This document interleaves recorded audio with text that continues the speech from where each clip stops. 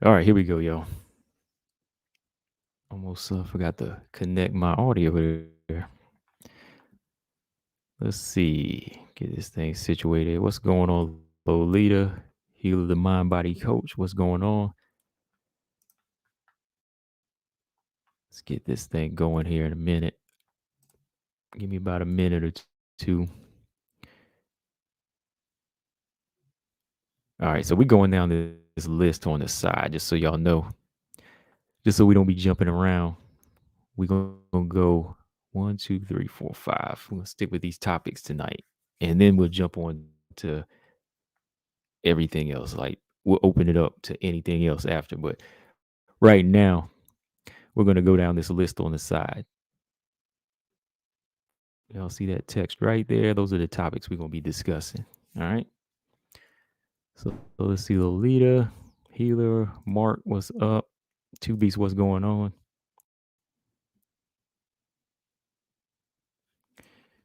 All right. Man, we got a lot of stuff going on, man. A lot of fight announcements. We have to be careful about these fights coming through, because there's always a cancellation, but it's still exciting to know that they are making a lot of good fights. Can't say the same for boxing anymore, but at least we know that fights are getting signed here, right?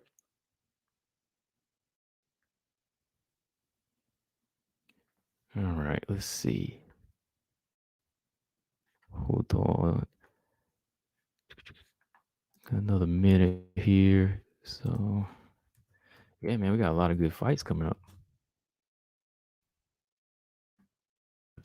here. So we can go ahead and get on this. Let's see. 2B said, "Hey, did you get that email I sent you?" Hold on. Yeah. Let me check my emails.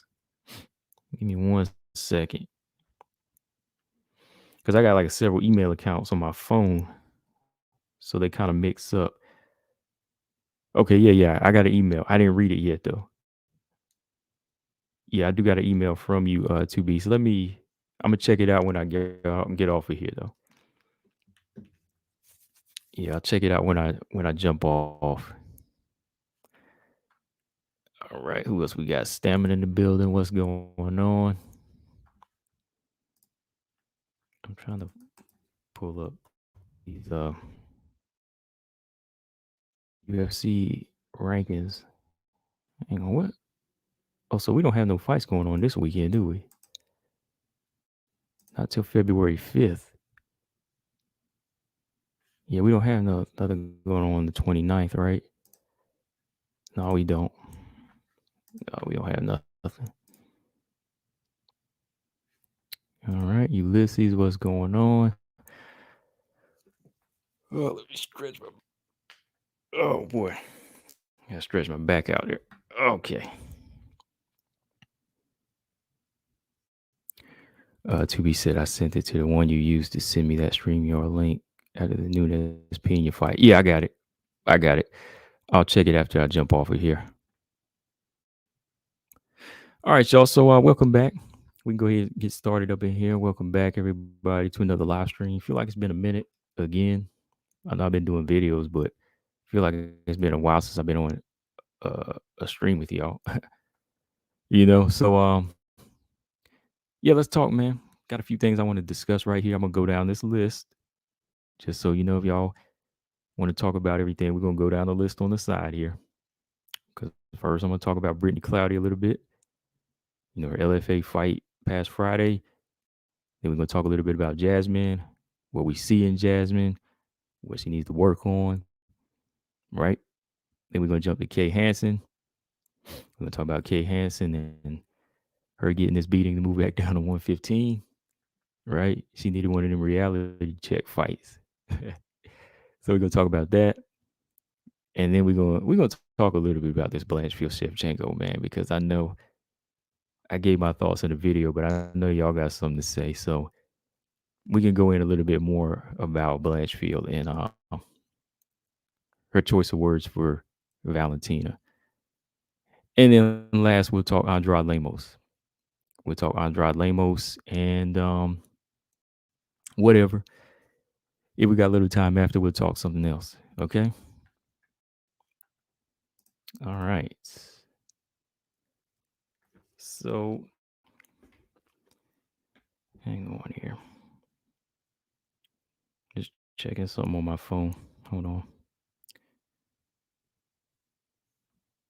Okay.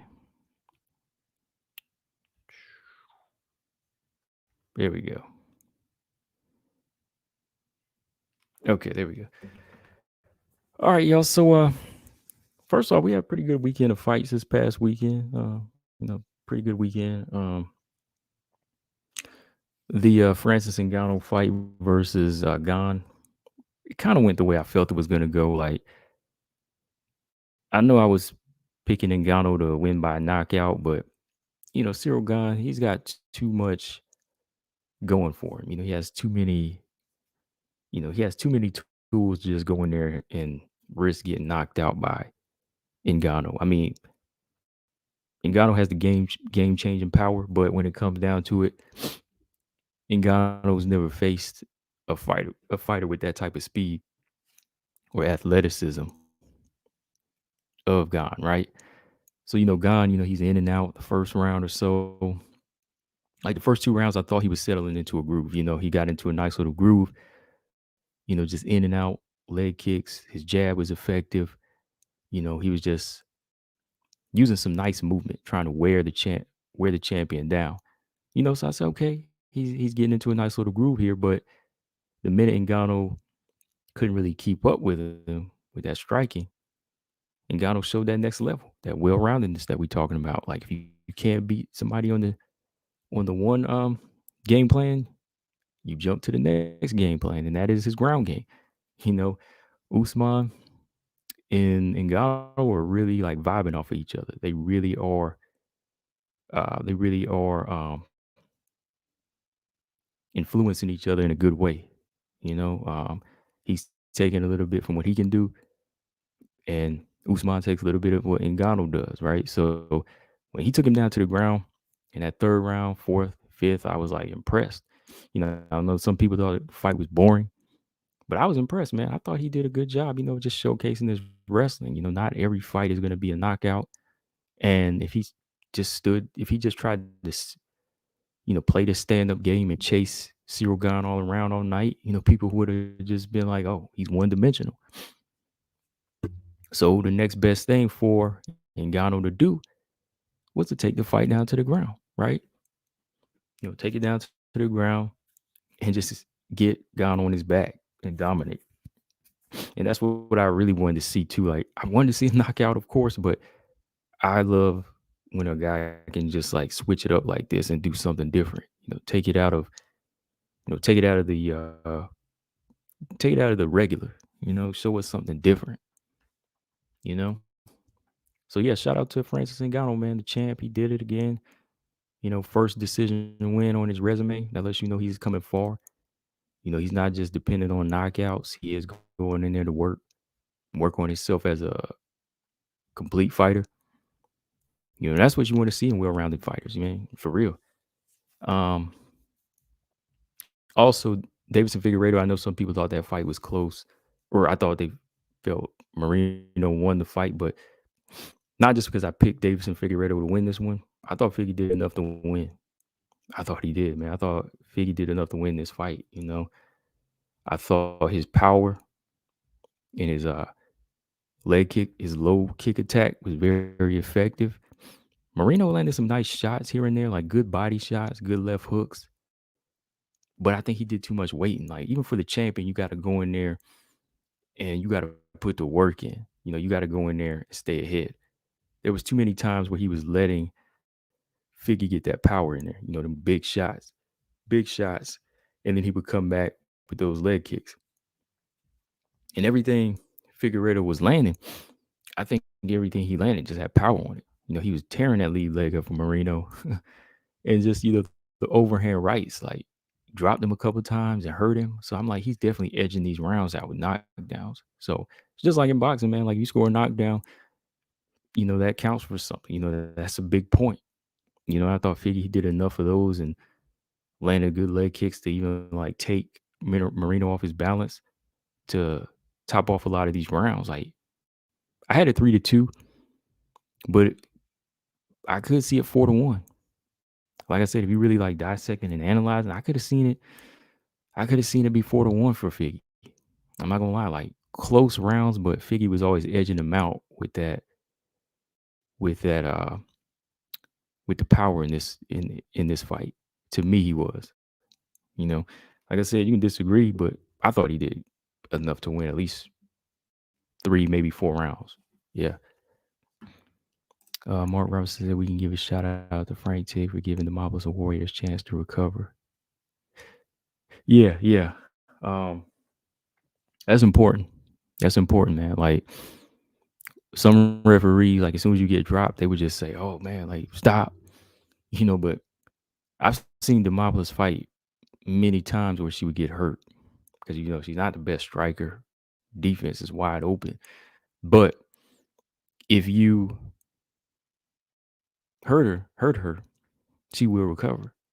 She has that ability to get right back up and you know, or stay on the ground and lure you in and win. Like that's the thing, man. Like you hit her and she's hurt, she comes alive on the ground. She's very dangerous, man. So she gave that fight away, man. What's her name? Juarez did. Juarez. You can't get excited like that. You got to use your IQ. You got to use your IQ. To be said, I don't mind grappling at times. Enjoy it more than striking fest. What I don't like is fighters taking laps. Yeah. Um, I like grappling. I mean, I'm always gonna love my striking number one, but yeah, I love to watch grappling too. Uh, yeah, but the laps they can be something though, man. Like, I mean, when you go in with the mindset just lap, like that Jessica Rose Clark fight, and what's her name, Jocelyn Edwards, that's a trip, man. Yeah. Let's see. Oh yeah, he's like Rob Font. No, Jose Aldo. Yeah, yeah. I think Figgy did enough to win though. I did. All right. Hang on 1 second, y'all. Hold on 1 second. Get into this.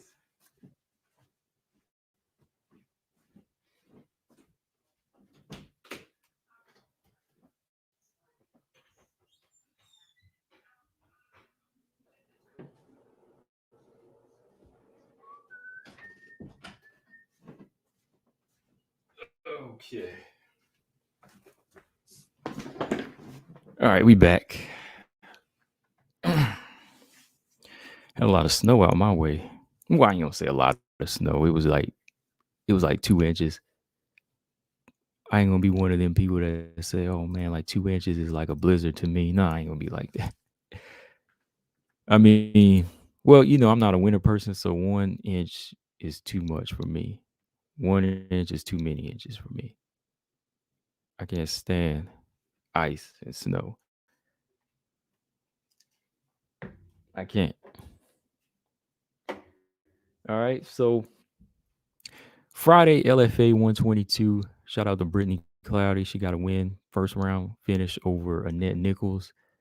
And Brittney Cloudy really showcased that killer instinct in there. She went in there, got the first round stoppage. The doctor had to step in and stop the fight. It was that bad because, she was just putting the beating on Annette Nichols right from the jump, the way she was committing to these hard, straight punches and just backing Nichols up. Um, Landed, I think it was like an elbow or right hand over the top that opened up a cut on the top of Annette Nichols' head. And yeah, like that, just that cut just started the flow, that blood flow. And Brittney was just fighting well off the back foot, sticking those push kicks out to the stomach, fighting forward, backward, just showcasing a lot of good offense in the first round. And it was just too much for Annette Nichols, just overwhelming her till she got her into that clinch and landed like a tie clinch and got in some good knees to the body, backed her into the cage, just went off, teeing off knees to the body, head, busted up the nose. I'm talking blood leaking and everywhere, forehead, nose. I think there was a cut on the cheek. The referee had to, stop it for a second, let the doctor look at it, and they just stopped it. It was just good work by Brittney. So yeah, shout out to the Quiet Storm. We had talked, last time we did an interview, she was trying to get on this card for 122. So hopefully they call her back. Brittney Cloudy, I think, is an upcoming bantamweight that's, eventually, as long as she keeps working and progressing, the UFC they could definitely use some fresh fighters like her. I mean, we got Tanisha out there. We got these other list of bantamweights, coming from Eastern Europe. So many fighters, man, that the UFC needs to be keeping an eye on. Maybe some of them need to put the work in to grow, but it's about time. It's about time that the bantamweight division, gets a makeover for the UFC. Now, I want to see a few more wins from Brittney, of course. LFA needs a LFA. Y'all listen. Bring her on back for a couple more events. Bring her back for the next one or something. And we'll definitely support that. Pine Case said, "Do you think Amanda can win the rematch with Pena?" I think she can. I think she can definitely. Yeah, I think she definitely win the rematch, man, because she is still one of the greatest WMMA fighters. So to just counter out, I mean, it's going to be a big psychological war this go round. Let's not lie. This fight is definitely going to be a big mental war between Nunes and Pena, because Pena is going to come with guns ablazing the day this fight is announced. The day the rematch is announced, first press conference to the weigh-ins to the stare downs, Pena's going to be letting her have it. Pena might even come in with a playback where she said her style was like Misha Tate and just break her down mentally that way. You know what I mean? So, it's going to be that war. It's going to be that war, Pine K. But I think she can do it, though. I think she can do it. Australia, what's going on? Pine K said, dude, who is Valentina fighting next? I don't know, man. She did post up, said she's ready to go on her latest on her IG. More than likely, maybe Taylor. Probably, yeah. You know what they ought to do?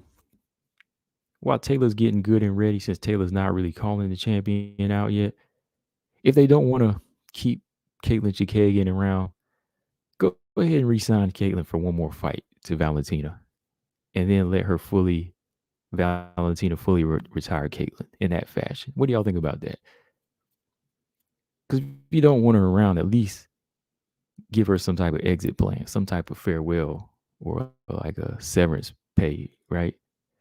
Because I'm one of the ones that support Caitlin to say re-sign her.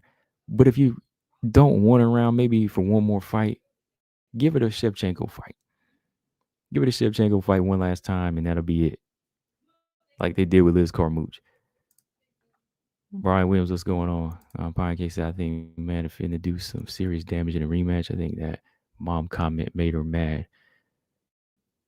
Well, I think she could do serious damage, but if she lets that mom comment make her mad, I don't think that's a good idea to get pissed off about comments like that, Because Pena didn't mean it like that. I mean, there's just some kind of hard things to hear sometimes, and I don't think people, they take it well. So yeah. Brittney Cloudy did her thing, first round stoppage over Annette Nichols. It was a bloody war on the LFA undercard. I enjoyed it. Definitely want to see her back in the mix. Let's see. Pine Case said Taylor would be Valentina's hardest fight at flyweight besides Manon. Yeah, definitely style matchup. Taylor is the hardest. Taylor's definitely the hardest. When you got that physical fighter, maybe presenting a style like Juliana Pena, and that can deliver power, that might be the one fight where she gets the respect. Because I think Taylor's going to come in there a little bit more harder than Jennifer Maia. Yeah.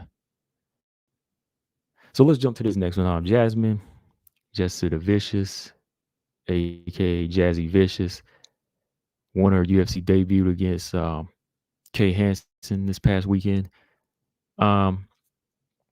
Pretty much went the way I thought it was going to go. I couldn't pick against Jazzy in this fight just because, I know she was the bigger, stronger fighter. Decent ground game. Good hands, decent hands. Long, tall. And I knew she was just going to be impossible for Kay Hansen just go in there and try to wrestle down. So, when I thought about it, I was like, Kay Hanson's best bet is to take this fight into a boxing match, right? Hold on real quick. Stray said, "Is that Brittney Cloudy fight on YouTube?" I couldn't find it anywhere. Um, I It's not on YouTube. Uh, Let me see. I got a link for it. Hold on. I don't know. Stray, you got an email? Why don't you give me an email? Sometime if there's like fights or something, I can just send them to you because I got a link to it because the what do you call it? The LFA preliminaries don't come up on the UFC Fight Pass site. So I had to go back in there online and find it.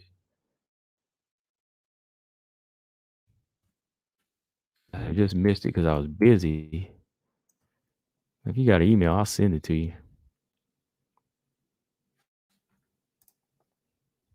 Yeah, I'll send it to you. But yeah, Jasmine, just too big, just too big for her to go in there and try to wrestle. And everybody thought that closing that distance, fighting on the inside and taking it down would be smart. But, Jasmine is big, man. Even on the ground, I think she was going to be a lot of trouble. I was like, man, if she gets her down, there was going to be a lot of reversals. And there was. Kay Hansen went in for one takedown, got stuffed, and then Jasmine took her down. And when Jasmine got her down on her back, she went to work. Jasmine's going to work with big elbows, dropping bombs on her. Kay Hansen's heart is the only thing that's really keeping her in this fight. First two rounds, clearly, Jasmine was just putting in the work. Um, Third round, though, this is where Kay Hansen needs to work on her game, her speed, and her technique when she goes back down to 115. She goes back down to 115, commit to that boxing, commit to that wrestling, and, give it a good mix like Carlos Esparza. And don't be so like, what's the question? Like, what's the way to put it? Don't be so Misha Tate-esque. You know what I mean? Like, don't be so Misha Tate-esque where you come in there leading with your face or always trying to go to war, man. Like, become more technical. Like, her hand speed is good. Kay Hansen had a pretty good right hand in this fight and a pretty good left hook, and she was fast. I mean, I know Jasmine's a little bit slower, of course, because she was, bigger, slower fighter, but Kay Hansen had some nice moments in there with them hands. So I was just like, go ahead and, go ahead and put it to use, in and out with the leg kicks. But that's the thing, she fights more off her heart sometimes that I just can't see Kay Hansen being successful at 125. And, this was a wake up call. This was a wake up call. Jasmine, Jazzy got it done, put it on her, and could have finished her, I think, in that last part of the round. Went at it with those big knees, and got her against the cage, and finished strong. So yeah, shout out to Jasudavicius. I think the thing about her that I keep saying about all her fights, like I like the heart, I like the skill set, but the one thing Jazzy needs to work on for sure is defense. Got hit with big right hands in this fight. Big right hands by a little fighter like Kay Hansen. Don't want to eat no right hands like that from Manon. Don't want to eat right hands like that from Melissa Gatto. The big strikers, boy, they'll put some punches on you. Even when you get up to the level, if you ever get to the level of Jennifer Maya, Andrea Lee, Barber, I think her defense just needs to be a little bit tighter. Defense tighter, maybe a little bit more quickness. I mean, I like how she kind of has a Muay Thai stance, and she is good with knees in the clinch. At 32, I don't know. She could pick up a little bit more speed, maybe just kind of work on her timing, I think. Maybe commit more to low kicks and the body attack. But you definitely got to keep her defense tighter. She will take some punches. And yeah, you really don't want that. That's the one thing I'll say about Jazz. But other than that, I think she's pretty fun to watch, exciting. I think she's going to bring some energy to the division. We just got to see her step up one more time to a full-fledged flyweight. Maybe see her in there with Myra Buena Silva next. What do y'all think about that fight? Jasudavicius versus Myra Buena Silva. That would be a good fight. I see Myra Bueno Silva out there chilling too. One. So yeah, maybe that would be a good fight for her to come back to. Mark Robinson said Jazzy has a good frame for flyweight. It's hard to gauge properly from her last fight, however, because Hansen was so small. Right. Yeah, still hard to tell, but very hard to tell. Yeah, because she dealt with the straw weight, much like women known, but that will tell you something that they are big and strong, and um, they won't make the fight competitive. You know what I mean? Like they still can dominate. There's still a level of dominant nomination there that you still have to say, okay, they do have that in them because now she came up short a couple of rounds or made it competitive where she was actually sweating in there against Kay Hansen, and we could really say something, right? But I think the way she dominated this fight game for a first fight, we can say she did well. You know, maybe Myra Bueno Silva next. Yeah, I think that would be a good fight for it though. Myra Bueno Silva. I think Jillian's got a fight lined up. I don't know who yet. Uh, Myra Bueno Silva. Who else can she fight that's free right now? That's the one thing I can name right there, but just because it's right there. It's right there. As for Kay Hansen, though, Kay Hansen, she's got to go back down to 115 and tighten up, man. Like defense, commit to that striking that she was using, keep it sharp. Because actually, man, her hands might be a little bit better than Carla in some ways.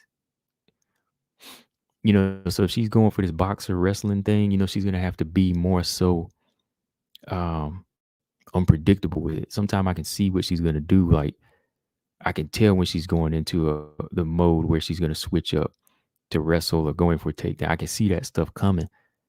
And I'm on the outside looking in, you know what I mean? So I think she's got to be more like Carla with it.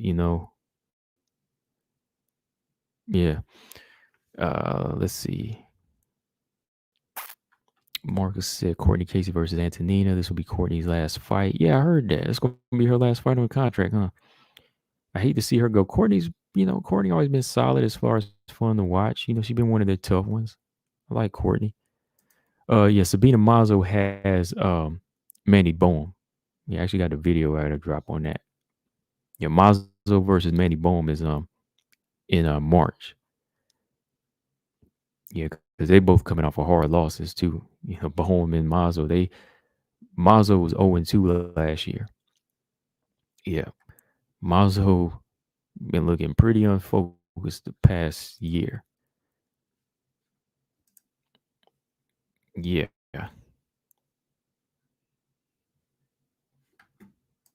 Australia said might be too big a jump. Only lower level fighters available for Leonardo, Mateo, Natalia Silva. You think Myra Bueno Silva is too big of a test? Too big of a jump? She's unranked too. She's considered low level or lower level. I don't think so. Victoria Leonardo, I think if you beat her, nobody's going to really say anything. Mateo, I agree with. Natalia Silva. Myra Bueno Silva, maybe is like the graduation is her third fight in the UFC, maybe. I guess. But since she's unranked, I would give it to her. I mean, they gave Mazo a tough first fight. Marina Moreau was a tough first fight for her. She lost. And I know that fight would be a banger too, man. Her and Bueno Silva. I think that style would play more in the favor with her. I mean, that would kind of tell us where Myra Bueno Silva is if she winds up losing. I know her ground game is much more polished too.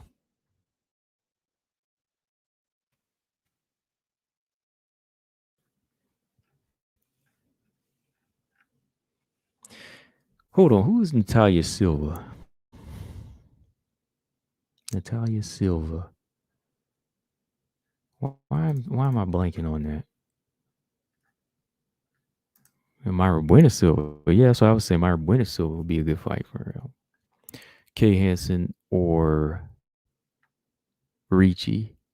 Kay Hansen versus Velismus or Ricci.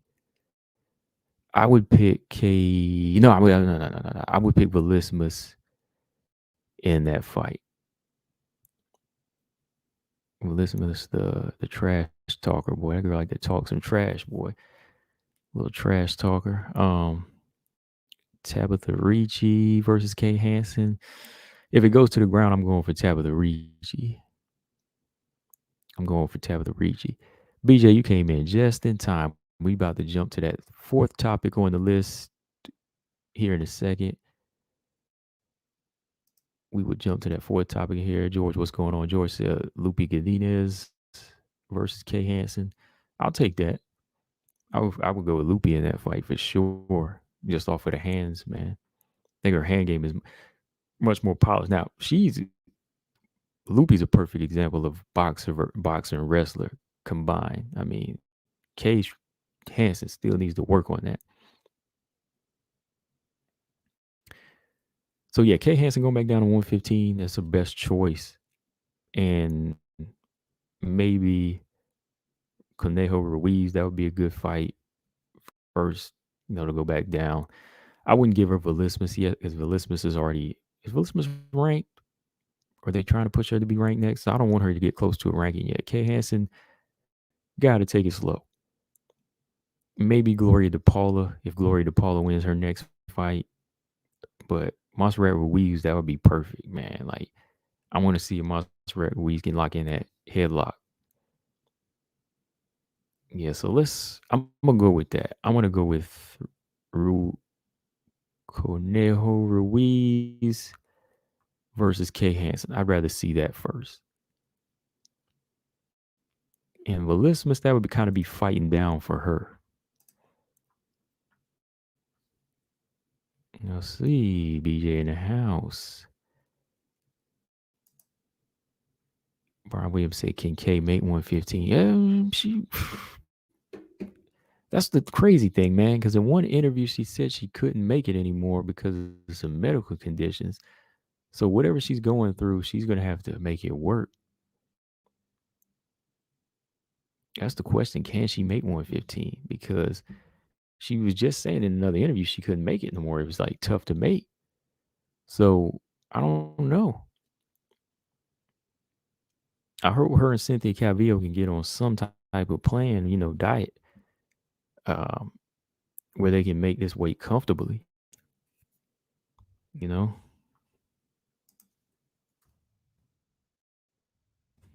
that like button on y'all at. I got like 15 people in here. Make sure y'all hit the like button. Because I got more people than I got likes in the chat. So could you do that, please? George said they need to recruit Loveth from Emily Ducote. They need to recruit Loveth, yes. Emily Ducote, yes. Oh, yes. I like both of them. James Perez said, "Why I deleted my comment?" I don't know who deleted your comment. When did you write a comment that got deleted? I don't delete comments unless you're all are bots. That's the only time I'll delete a comment. It's your first comment I've seen from you, James. I mean, if you didn't say nothing crazy or racist, that mean I ain't deleted. Marcus said Kay Hansen at first stated she had issues making 115, but after her experience 125, she'll be motivated. Yeah, I think that motivation going to bring in something. Yeah. Yeah, she was having issues. That's my thing. She said she was having issues. So I'm kind of curious as how she's going to make this weight. But if she wanted to keep a UFC career and 125 is too big, you're going to have to find some type of way. Because, hey, 125, everybody's too much, man. Everybody's going to be too much.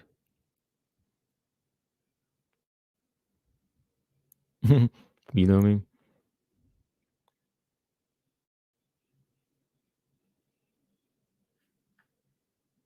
Now, James, you said, yeah, it is. Your first comment? Okay, yeah, well, okay.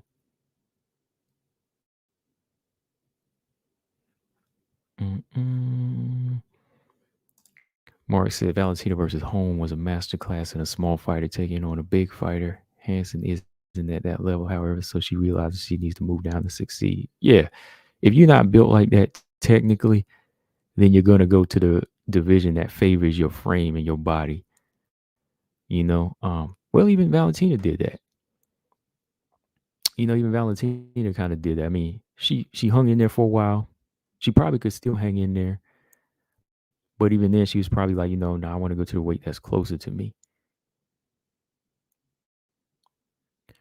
Let's see. James Perez said, I said this, the real GOAT is ready to fight. Are they feeding her Santos or what? Um, it's possible.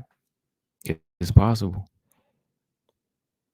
I mean, she says she's ready, but nothing's been announced yet. So we'll see. We'll see. It's on her IG that, she says she's ready to come back. So uh could very much well be.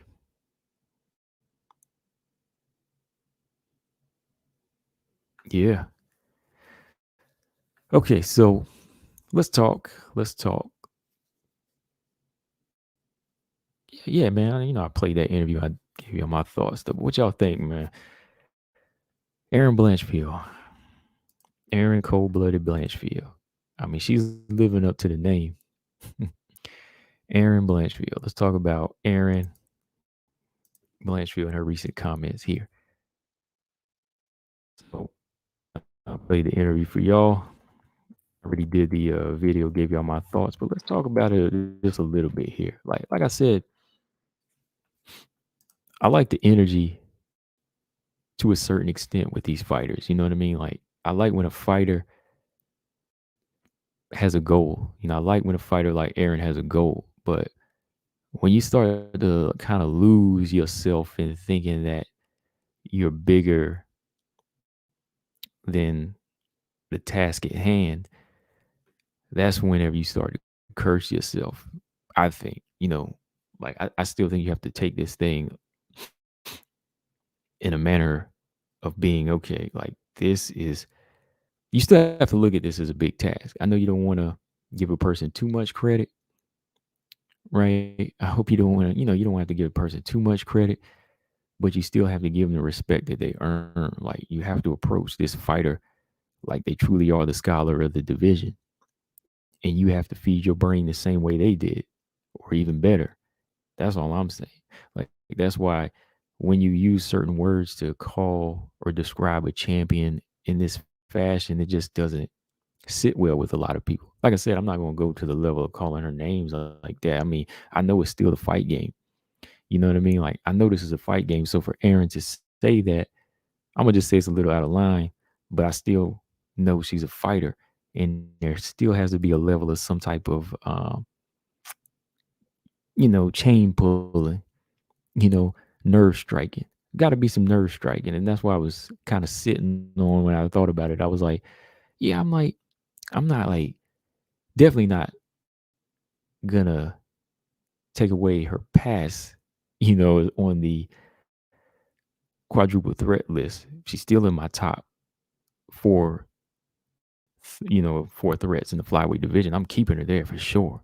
And I will still debate you on her being better than Kay Hansen. But, you know, as an unranked fighter, I think you got to take it slow. Just pump your brakes and say, okay, sometimes you got to balance the fighter, and the technician. Right now, you got to build up your technical skills, get some names on your resume, show us something, and then start talking. Then you can start letting that level of fight catch up with, uh, let that talk catch up with your actions. You know what I mean? Let that catch up with your resume. But as of right now, when you say Valentina, you want to derail the hype train. I don't know, man. Like, there's no hype train there. Casey O'Neill, yeah, there's a hype train there. And again, that's no disrespect to Kate. That's no disrespect to Casey O'Neill. Like, people make hype trains. That's the thing. Like, fans, simps, casual fans, whatever you want to call them, they make the hype trains. The UFC will make the hype trains.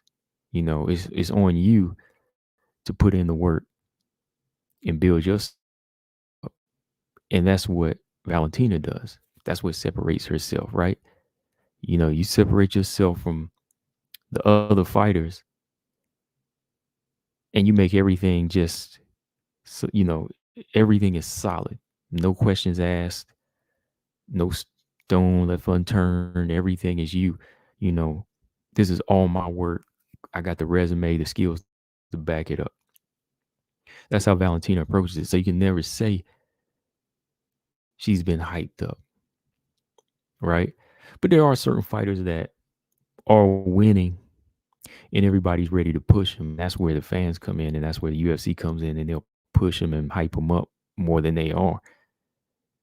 So even in both of those aspects, hype train is the wrong word to use with Valentina. So if Aaron thinks that the UFC is hyping Valentina up, wrong. Or if you think she's just a lot of hype and not beating, or is not as good as she is, wrong again. Right? You're wrong again. That's why I'm just like, you just have to use your words carefully because, and if you think that way as well, it's going to really cost you in the long run.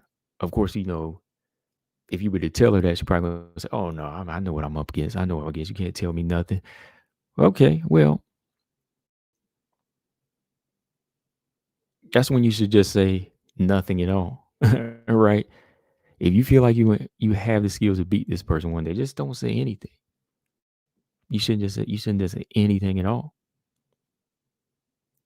Because, fighters like Valentina, they ain't gonna really bomb back, but they are listening. They are listening. So that's my thoughts though. Like that's just how I feel about it. Like I would never say like it's more like, okay, you want to get there. Your goal is to get there. You want to be the champion. You want to not necessarily derail the hype train, but you want to stop her reign. Let's put it that way. Like that's what Valentina is. Valentina is a reigning champion right now. You want to stop her dominance. You want to stop her reign. That makes more sense, right? That's how you should be approaching it. Like, that's why I say you should choose words carefully. So that's why people, if you think that she misused the word, I'm like, oh, come on, man. Like, this the fight game. Everybody knows what a hype train is, you know? That's what I'm just saying. Like, if you say this, people will take it a certain way. Or if you meant it that way, then it's just going to put that curse on you. And that's going to make it even much more fun for a fighter like Valentina when she fights you, like she ain't the type to talk, but Valentina will definitely punish you. She's done it time and time again. She'll definitely go in there and show you what a real what a real champion is. You know? All right, so let me check these comments here. Marcus said I was hoping to ease my way out of the Aaron Blanchfield situation. 2B says simply the wrong term to associate Val with. No problem with confidence. Exactly. George said Aaron needs to keep Valentina's name out her mouth. It's not necessarily that she needs to keep it out of her mouth. I think it's just the fact that how you say the champion's name. Like you don't have to call them anything, but you can eventually say, I want that person. That's my thing. Like you have a goal. Like when Miranda called her out and everybody got mad, I was like, why you mad? Like Miranda called her out in a different way. I don't really think that this curse hit Miranda. I think the fact Miranda had other things going, she's got a lot going on. Just kind of took her focus out of her Blanchfield fight. But Miranda was just like, yo, this is my end goal to fight her one day. Whereas Aaron, I think she has that goal too. But if she's thinking Valentina's like hype, then no, that's not a good way to approach it.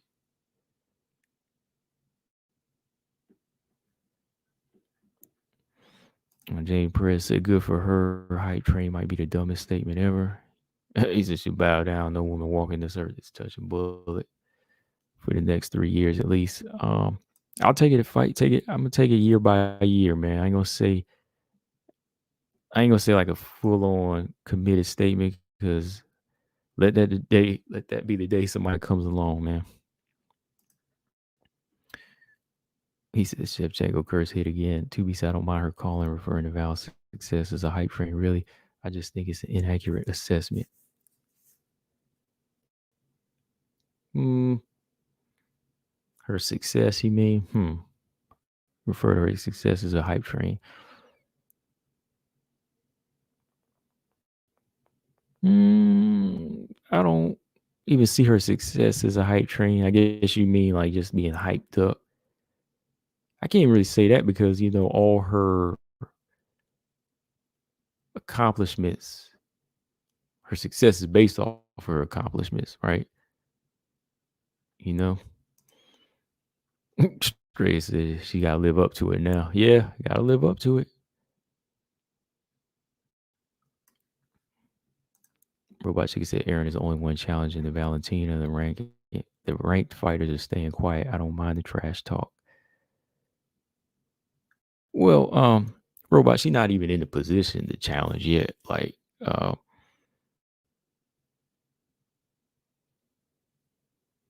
yeah, she's not even in a position to challenge, right? Yeah, I don't mind trash talk, but I mean, when you just okay, you jump in way ahead and you're not even ranked yet, it's kind of like, okay, like, where did this come from? Like, who have you beaten to say this? Like I said, when you say a great fighter, you're like Floyd Mayweather, you'd be like, oh man, Floyd's a hype job, and you ain't even beat anybody. That's kind of like, okay, you know what I mean? Like, what is this? Name's President. I don't think she meant to use the. I don't think she meant to use the word hype train. She meant to say be the one to beat her. No, I think she meant it. Because they also talked about uh what's her name? Casey O'Neill. Yeah, they also said Casey O'Neill was one that like she said the UFC is trying to build it up, which I agree with her on that. You know, that's one I agree with. Like they are building her up. Right, Brian. That's what I'm saying. Like, yeah, she answered that question. She thought about the answer. Because she's not a person that'll just talk. Yeah, she's a cerebral fighter. She's a cerebral fighter. She thinks so. Yeah, because she even gave her thoughts about Manone's performance about Silva. Like, she's thinking about what she says. So,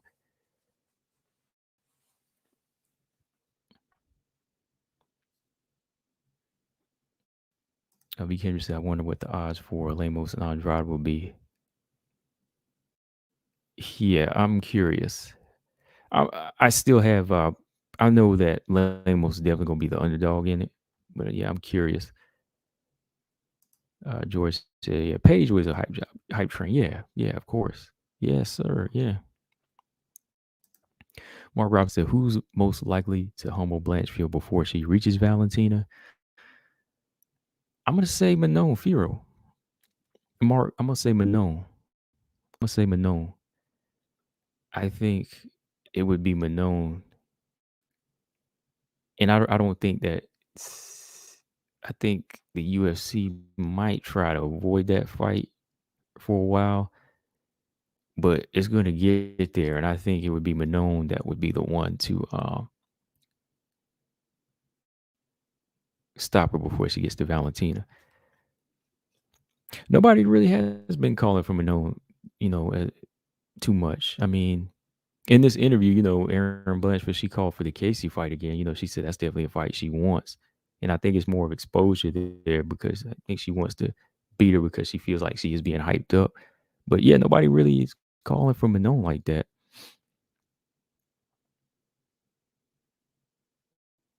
Because it's the, the more risk, less reward thing, right? And Daniel Everett said Taylor could humble Aaron. Yeah, Taylor's got the style to do it. Taylor's very physical. She's very strong. She's got good striking. She's already there. Um, eventually, yeah, that fight could happen, but I think to me it would be Manon. I think she would be the one to do it. Like I see Aaron beating a lot of these other fighters, honestly though, but I just think Manon's style matchup and just how she fights is a totally different thing. You know, I think her aggression and brutality is kind of, I won't say it's like Valentina, but it's kind of in that category. You know what I mean? Like Valentina is the best out of that type of style where it's, brutal and dominant. But I think Manon is one of those fighters I kind of put in that lane where she's getting there, the way she dishes out those beatings, I've seen some of her past fights. I always think of Manon as just on her, kind of in her own realm sometimes, So, yeah, between her, like Aaron, yeah, I think Aaron does beat a lot of these girls. Like I think Aaron can beat Casey O'Neill, uh, fighting up the ladder. I could see her beating those girls like uh, Macy, Jessica I. It'll get tough when it gets to like the Jennifer Myers and so on, like in the top 10. But I see Manon succeeding a little bit more so, a little bit more so. Because I think Manon, again, her being a little bit older, her mindset is more on the fight and less trash talk. I think that's what it is. Because even the interview, like I said, the interview, he didn't really like try to bait her with any questions. She pretty much just gave her opinion, on how she felt about Casey and Valentina. It wasn't like he baited her. That was the one thing I could definitely give that dude credit for. He was just asking some questions, and he didn't really try to bait her into like, oh, what do you think about Valentina? Nothing like that. He just asked her some questions. So,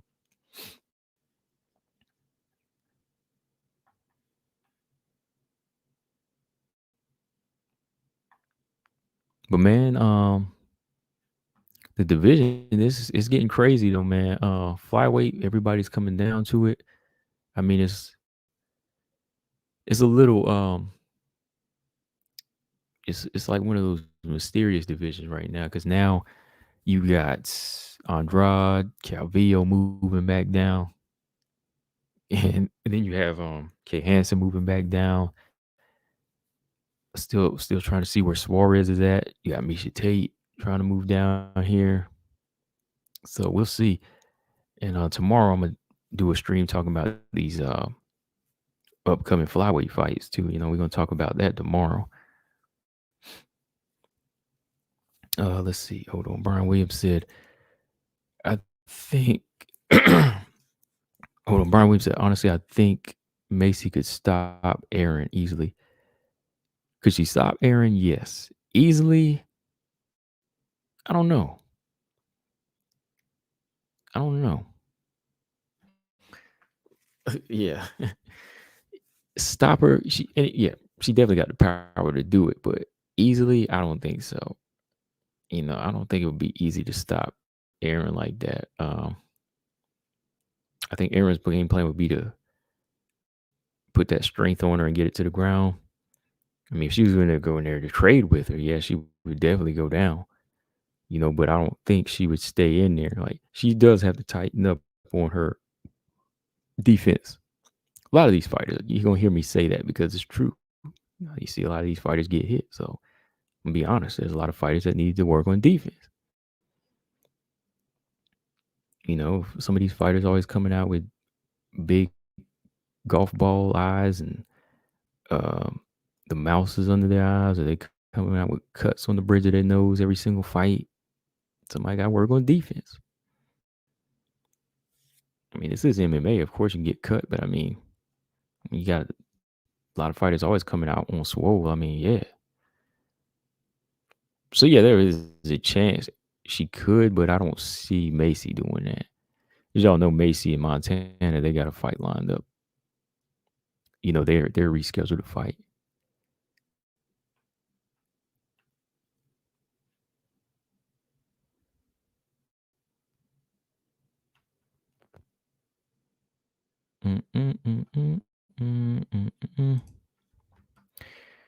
Brian Williams said, I think they're gonna make Gatto Blanchfield.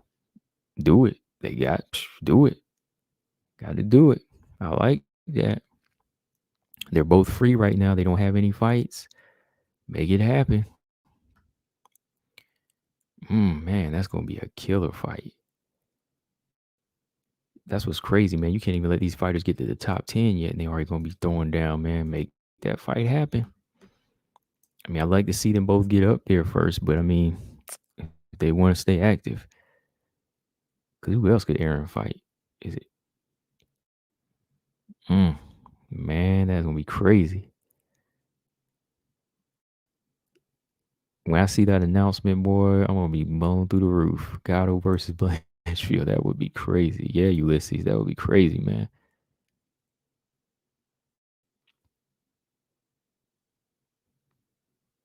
Mm. James Perez, do you think Bullet will beat Jones' all-time title defense record? She needs 6 more to do that. I think she does. It's very much possible. I talked about that in the video the other day. I was like, she could definitely do it. Because I said that's more of a goal for her, because going to bantamweight to try to be a 2 division world champion, it's not really, it's not really it just doesn't sound really enticing. I don't even think for her, just for a one off. I think she would rather stick around and try to. Who did I say? Yeah, because I mentioned John. I mentioned even catching up with like Demetrius or like Anderson Silva. Anderson Silva did what, 10? Yeah, and John Jones did 11. Yeah, so I think she could do that. Yeah, I definitely think she could. Yeah, to tie it, she needs 5, right? Yeah, so 6 more. Let's see, that would be Santos, possibly Misha Tate, and maybe like 4 of the other girls on the come up. It's possible. I think she could do it. That's why I think it's more of a goal for her to just stay here than go up to 135, because she wants to probably be the first woman to get this many title defenses. Be up there with Jones, Silva, and GSP. That would be big. One more, she ties with Jose Aldo. Right, one more, she'd be tied with Jose Aldo. So yeah, Valentina's on it right now. But yeah, man, that's a good fight though, man. Shoot, Gatto. V. Kendra says she take Gatto versus Blanchfield. Yeah, I mean, I can't argue with anybody that's gonna pick Gatto. I definitely can't argue with anybody that wants to pick Gatto in that fight. If you feel like Aaron's gonna win, hey, I think Aaron has a sharp ground game, but so does Melissa Gatto. Very strong, very strong, and her hands are better. That's where it's gonna come into play. Her hands are better. How would her hands work against the spotty defense of Aaron Blanchfield? Right. Mm.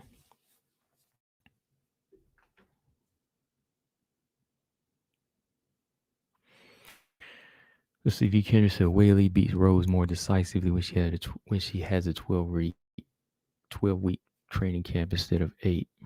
I don't know. Depends on what they work on.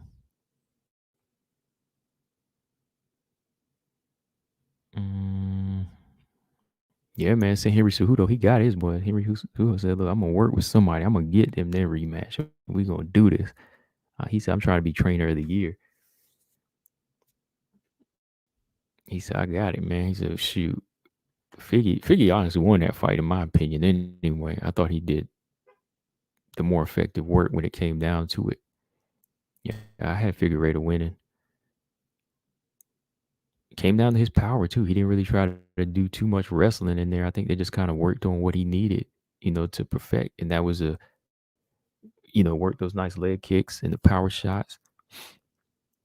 Throwing some nice overhand rights in the fight, in the fight.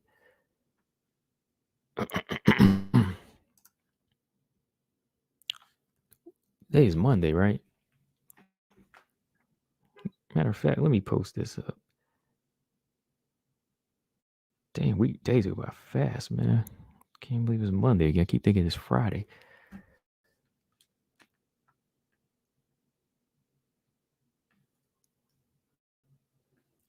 We can just don't think Andrade ever pulled out of a fight. I don't think so. Not when she's got over 20 UFC fights. That don't sound like somebody that would or has. Ulysses said, yeah, I take Gatto. She's very tricky on the ground and her striking is not bad. George said, how about the bantamweight division? Bantamweight division, man. I was just talking about that earlier, man. We need some new fighters there, man. Need some new fighters. So, hopefully fighters like Brittney, Cloudy, and so on. Uh, some of these girls from Invicta can get in there. PAWFC has some nice showings with their bantamweights. Australia, have they updated the rankings yet? Tomorrow. I think the rankings should be updated tomorrow.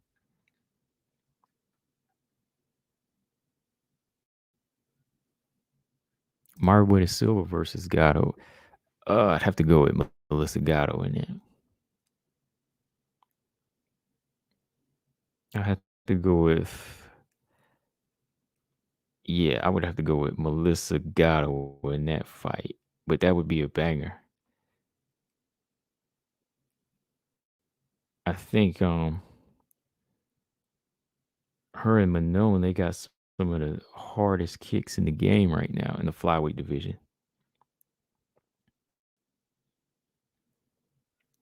They got some of the hardest kicks right now. I think, she's got the front kicks, she's got the body, the karate kicks. Myra Bueno Silva versus Gatto.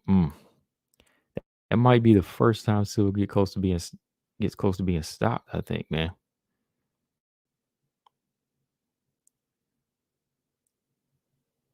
Because I still think, again, lack of defense, and Myra Bueno Silva is going to leave her open to be tattooed up. Well, who you got, Marcus? Who would you have in Silva versus Gatto? Who would you pick in that fight? V. Kendrick said, I was very shocked that they actually gave it to Figgy. I thought they would just give it back to Marino. I really wasn't shocked. I wasn't, because I was like, when it came down to that 5th round, I was like, man, Marino kind of falling behind here. I really wasn't shocked. Like, I saw a much more focused and better strikes, much more focused figure and better strike selection from him as well.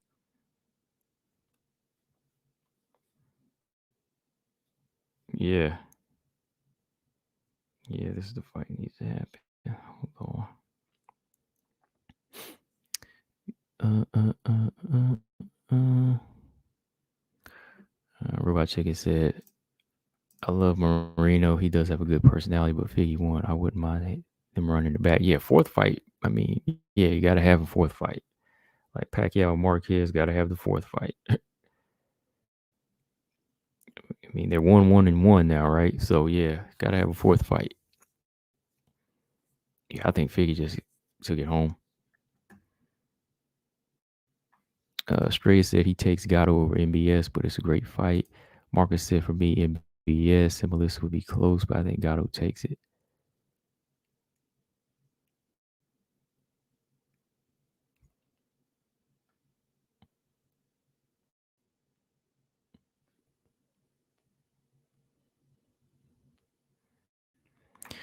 Stray said Blanchfield versus MBS could be interesting. Yeah, that could. Yeah, Marcus, I'll go with Blanchfield in that fight too, though. I'll go with Blanchfield. Dang, man, ain't nobody ever picking MBS, man. What are we trying to say here? I like Myra Bueno Silva though, man, but I don't know, man. It's just the fact that she just didn't really like pull the trigger even in that last fight. Okay, so Let's see. Last thing on here. Let's talk about Andrade Lemos a little bit. Okay, so Andrade versus Lemos. This is kind of an unusual. It is an unusual pairing right now because just the fact that you have a fighter in Jessica Andrade, who's again her credibility is very high, and you kind of consider her always in a position to fight for a title or no less than number 5. You have a situation here where Jessica Andrade is actually fighting down here. I think this is the lowest ranked Jessica Andrade's ever fought in a while. Jessica Andrade is fighting the number 9 Amanda Lemos. As y'all know, Amanda Lemos was 10, but she been bumped up here. But yeah, this is the lowest she's fought in a while, I think. And Jessica Andrade is just kind of unusual here because it seems like she would have waited around until Carla after Carla and Rose fought. But I guess she's kind of in that position now where it's time to come back because it's been a few months since she beat Calvillo now. So it came down to the position where they probably asked her, "What are you going to do, 125 or 115?" Well, the champion's taken. Wei not coming back till June. Jana and Marina are taken. Tisha McKenzie are taken. So if you want to eventually get a title shot at 115, you got to take a fight at 115, any fight. So they was like, okay, next best thing is, let's see, who just fought Angela Hill? Amanda Lemos, right? So it's probably like, okay, got to take that fight. Amanda Lemos, she's in a position where you think she's going to fight up. Unusual again, she's taking on a fighter that is just coming back in the rankings. I don't know where she is.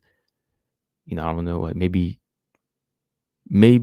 by tomorrow they'll squeeze Andrade back in. Maybe within the next month or so they're going to squeeze her back in the strawweight rankings. Because right now she's taking on an unranked fighter. But it looks like right now she's taking on an unranked fighter. So it kind of makes you think that Amanda Lemos is kind of thrown off course a little bit, but it's a needed fight. It's a needed fight for Amanda Lemos needs more of these type of fighters to grow. Want to fight up, even though Andrade is not in the rankings right now. She is a fight up. She has one of the best resumes in the game. She's fighting a former champion, former flyweight contender, a former bantamweight. So Amanda Lemos is taking on a good fighter. Good style matchup. And if she can get a win over her, I think that will push her past some of these other fighters in the rankings because she'll be doing something a lot of them they can't do if she can stop Andrade. So yeah, it's kind of unusual, the pairing, just because you thinking Lemos is going to be fighting up. But everybody's taking right now. If she want to come back as soon as possible, everybody's taking. Yeah, okay, so you just got to put the pieces together. Andrade wants to fight at 115. There's nobody there. Everybody's filled up. Lemos wants to fight somebody that's considered up in the division. Everybody's taken. Everybody got a dance partner. So you put them two together because Waterson's taken, Torres is taken. The one that needs to be taken by Lemos is the number 6, Nina Azaroff. But she's just sitting there dormant. Then you got Dern taken, Jana, Marina, Carla Zhang coming back in June. Rose and Carla are fighting. So, yeah, Nina was the only one available. Like, if I would have my way, I would have said, look, give Lemos Nina because she is ranked. That'll push her up to number 6. Beat Nina. She got the number 6 spot. Like, if I had my choice, I would definitely put her in there with her first instead of Andrade because that is a ranking. That is for sure a ranking. I mean, the fight fan in me wants to watch Andrade Lemos all day. Don't get me wrong, but this was just guaranteed to get her closer to a title shot. So I would put Lemos in there with Nina first. If I was the matchmaker, I would say let's make Nina versus Lemos. If Nina don't want to fight, then we take her out of the rankings. That's how I would have done it. If they would have said you got to choose between Nina and Andrade for your fighter, I'd say no, we're gonna give her Nina because Nina has a spot that Amanda Lemos needs to take. Amanda Lemos gets that spot, she'll be fighting for title eliminator in no time, and then get the title shot. Right now, Andrade is high risk, low reward because she's not ranked, and anything can happen. Right? That's coming from the matchmaker in me. That's why I would say no to that fight for her. So if Nina's not fighting right now, and she still ain't, hey, I was like, you ain't gonna take one of these fights, you need to start falling down these rankings. We might not take you out yet, but let's take Nina out. We gotta switch you up here. Maybe drop you another ranking every week until we have a fight finalized for you. Like, does anybody else know what's going on with Nina? Like, she's still injured or what? But that's the fight that Lemos just needed based off of a business move to get her closer to the title. Fight that makes sense. Now, the casual fan, I mean, the fight fan, I want to watch this because somebody get knocked out in this fight for sure, or somebody's getting stopped. I don't know. Somebody gonna get stopped, but if I want to see Lemos get closer to the strap, I'd rather see Lemos versus Nina. Yeah, but anything can happen in this fight. Anything can happen in this fight just because of the fact that this is, a different style than Angela Hill. Angela Hill is not one to make anybody look good because, Angela Hill is just a fighter that has a unusual footwork and just awkward movement nobody's ever dealt with. Andrade has got the game-changing power and strength, but there's no special effects there. It's straightforward. Andrade is the Hulk. That's why you see Spider-Man outmaneuver a guy like the Hulk because you know what Hulk is going to do. Hulk comes to smash. A couple angles and you can get out the way. I mean, you can't beat him head on, but if you just continue to flip past him and hit him in the right places, you can get him down. Right? So Lemos doesn't really have to worry about falling behind on the cards with this unusual style here. Like, you can kind of figure out what Andrade is bringing to the table with what Lemos possesses, So this has to be a fight where you got to just say, okay, let's commit. Let's commit. Let's get that jab going. Let's keep that jab going because it's going to open up the power punches. If you continue to swing for the fences, I mean, like she did against Hill, then you're in for, I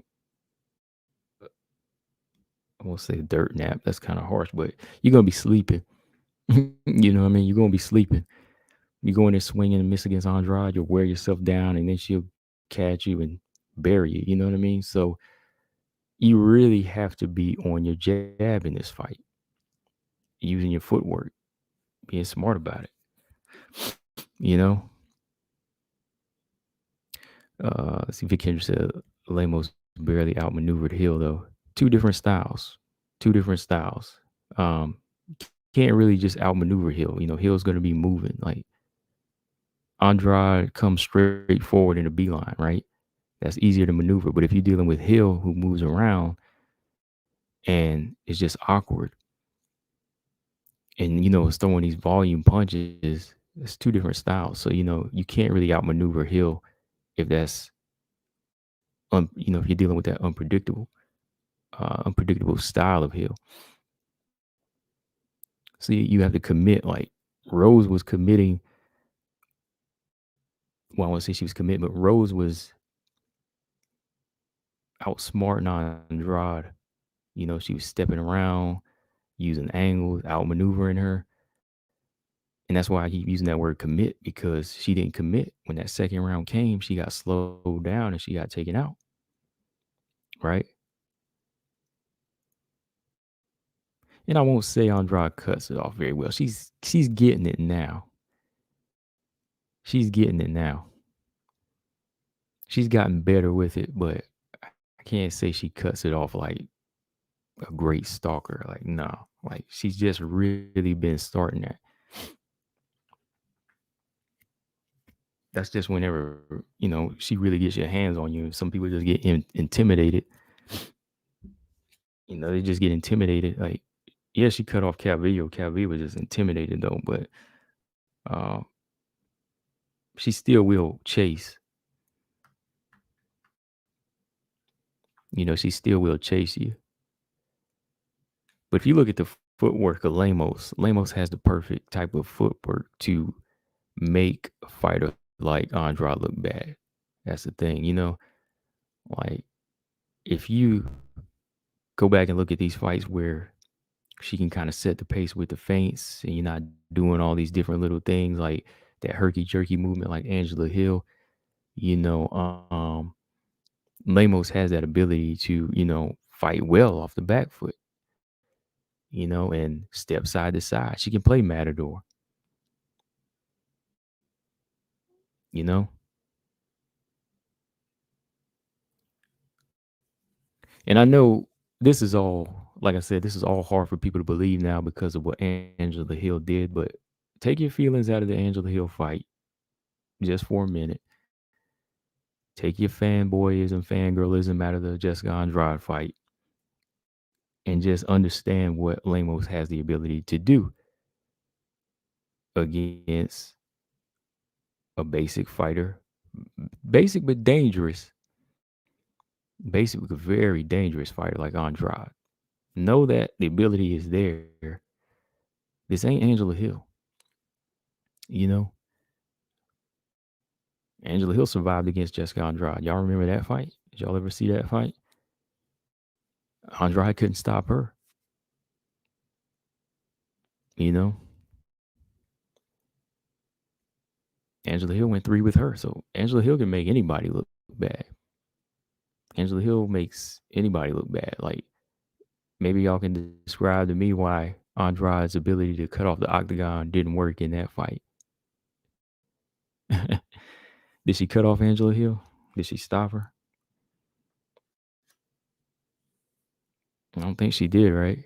So it all comes down to how you're able to move in there and understand what your opponent is bringing. Like I said, and Angela Hill, Andrade, 2 different styles of footwork that she's going to be dealing with, 2 different styles of pressure.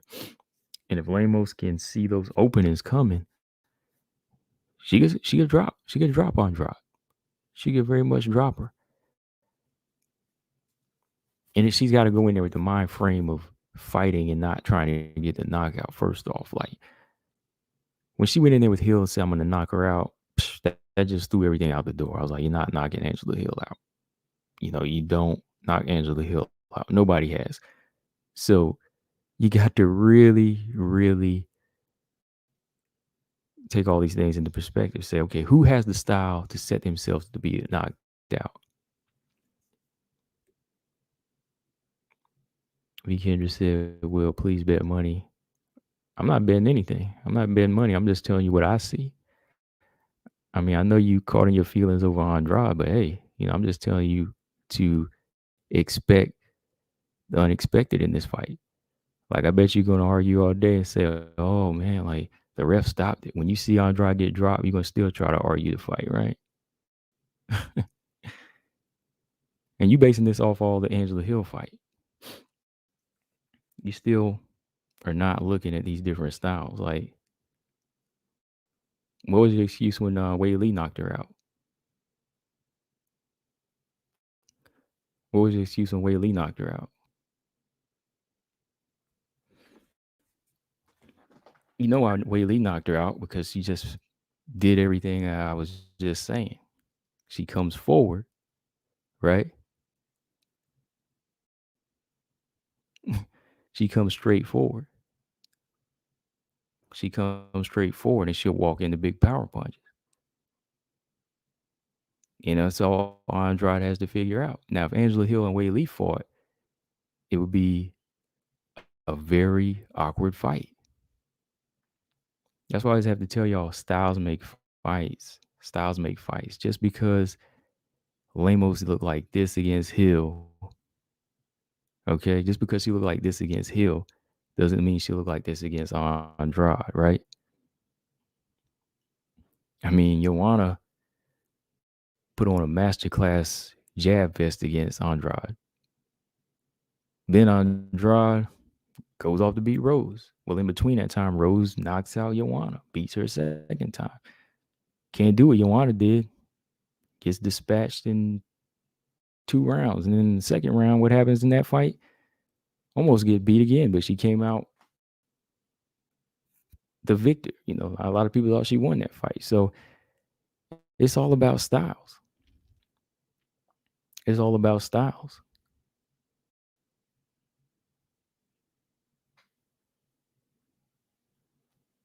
I mean, yeah. Tell yourself whatever you have to make your bet more convincing for you.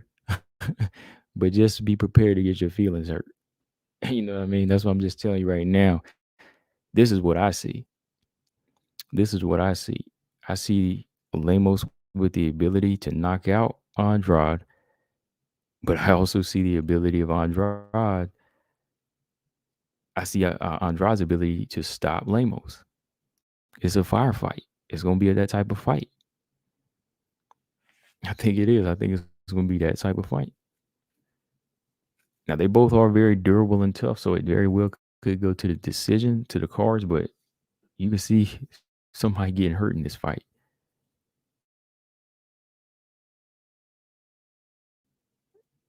That's all I'm telling people. Don't base this off of what you see in somebody's past performance, especially if that name is Angela Hill.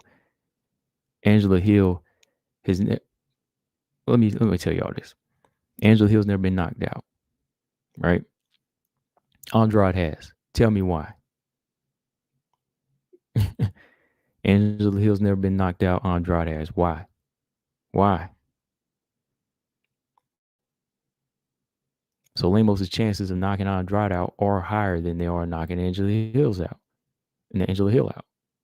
Why is that? Power versus somebody that's just coming straight forward at times. Get knocked out. You get knocked out. The probability is higher. Angela Hill's never in a position to get knocked out. She can get outworked. She can get submitted because her ground game isn't that good.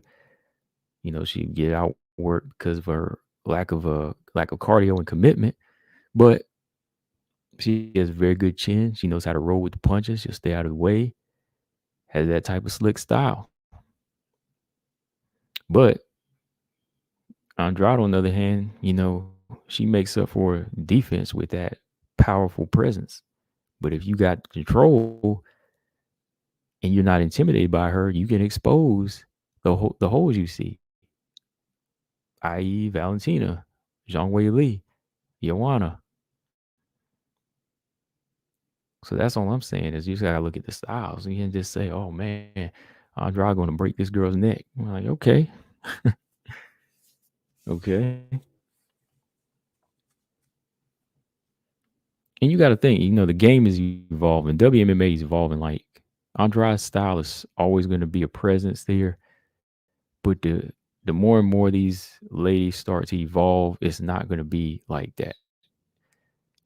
Somebody's always going to figure somebody out to the point that they're really going to have to change some things. The same old stuff is not going to work for these fighters. Keep doing the same old stuff. They got to change it up. You can see Andrade's been changing it up herself. Like, she can't come in there with the same game plan because eventually somebody's going to figure it out.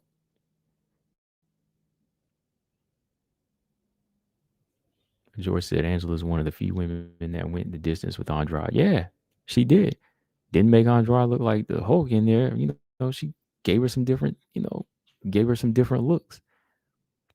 And when I saw that, I was like, yeah, Joanna's going to beat her.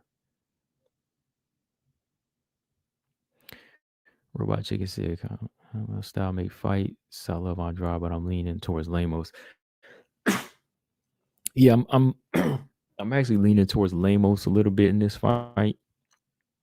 I am leaning towards Lemos because I think that she does have that particular style for Andrade. I think she does, man. I just think she has that particular yeah, make sure I hit the like button too. Like I said, everybody got their opinion, though. That's just mine, though. I mean, it's like I see Andrade cutting Octagon off, but I don't see her doing it a great deal or even matching the boxing ability of Lemos. Like, I'm gonna be honest, like I don't see her matching that boxing ability.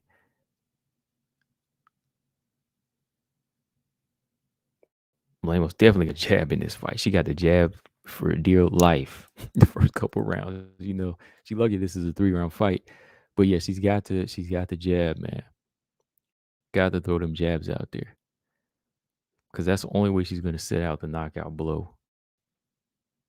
It's the only way she's gonna get those knockout blows if she's keeping that right hand hidden by the jab.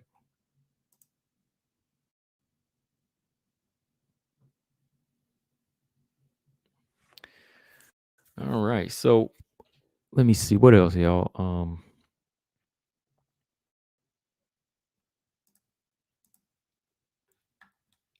Let's see what else. What else? That's pretty much all I want to talk about before I get up out of here. What else is there? 2B says something tells me Andrade pulls off the KO. Yeah, yeah, it's a possibility.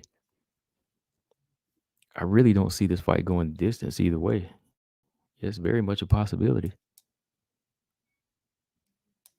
Mark Robinson's Andrade is willing to take a shot to get in close. That's going to be interesting because most girls give Lemos respect from the beginning. Andrade might test that respect, however. Yeah, yes, she will.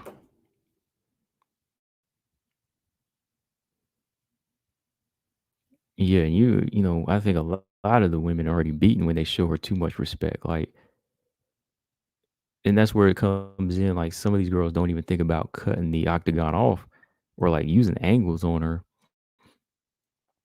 because they lose that confidence already when they taste that power.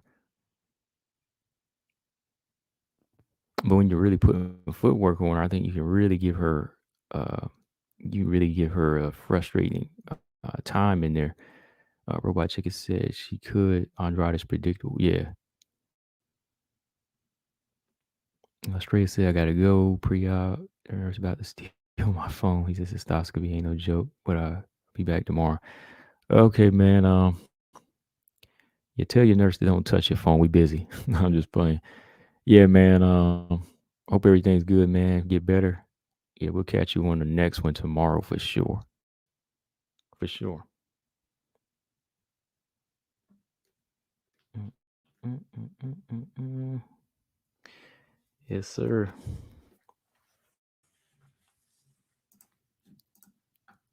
But yeah, man, that's about all I got tonight, man. Let's see, we've been about an hour and a half. So yeah, I'm gonna jump back on here tomorrow though. Talk about these flyweight fights we got made. Fingers crossed. Got a lot of flyweight action coming up, and still waiting on Valentina's announcement to see if they got something coming up for her. Yeah, get Will. Like Brian Williams said, get Will. Tell Nurse Jackie. Yeah.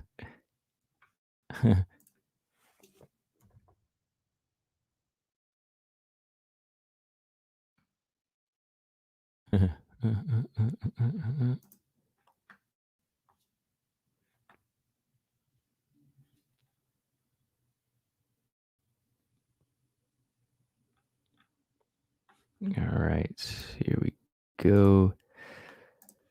Hold on, let me see here.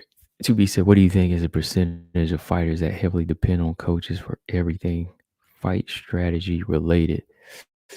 Mm, that's a good question. Let me think. I'll say like 89%, maybe 90. Because I'm trying to separate like the champions, like the long reigning champions that just have like a it factor about them because every great champion I've ever seen, like they have a good team behind them, but they are their own fighters. You know what I mean? Some, a lot of fighters can use guidance, but there's certain fighters that can think for themselves, and I think that special group is like a handful. So I'm gonna say like maybe low 90s, maybe mid 90s that heavily depend on coaches. Because I think after there comes a time where after a while, when you are who you are, like a complete fighter, you should be able to execute whatever. But special cases, I think there are times um, you will need a little bit more help. But I think the great fighters don't really come up with game plans or strategies. They're just prepared for everything, if that makes sense. Like when I think fight strategy and plans, plans, when fighters depend on plans, that's when they kind of crumble and lose when the plan doesn't go their way. But when you are just a fighter prepared for everything, like again, when Valentina made the choice in the octagon right then to wrestle and grapple with Jessica Andrade, I thought that was impressive. When she just said that was something she just kind of switched up on the fly. You have to be able to do things like that. So I would say maybe like the fighters that heavily depend on other, you got to look at how it's separated by success. So I think there's a lot of that do depend. Now we talk the percentage that don't listen. That's probably high. I think maybe I say like 80%, somewhere in the 80s.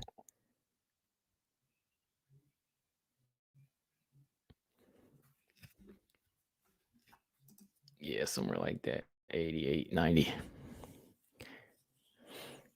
Mark Robinson said, I hope Demopolis isn't feeling herself too much. I like her energy. She has my respect because she's been through some wars, but my girl has to learn some defense. Yeah, she's got some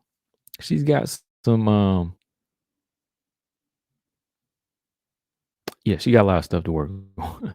I like her too. I don't really see her as like title contender, but I like her energy too, Mark. I like her respect too, towards other fighters. When she comes to fight, she comes to fight. Never really like a disrespectful person in there anyway. She got a, you know, positive attitude, cool person too. I talked to her on IG before, and just always energy, you got that energy about her. So I like her. Um, but yeah, definitely got to work on that defense though, bro. I've been saying that since way back with her, you know. But yeah, I like her though. I definitely like her.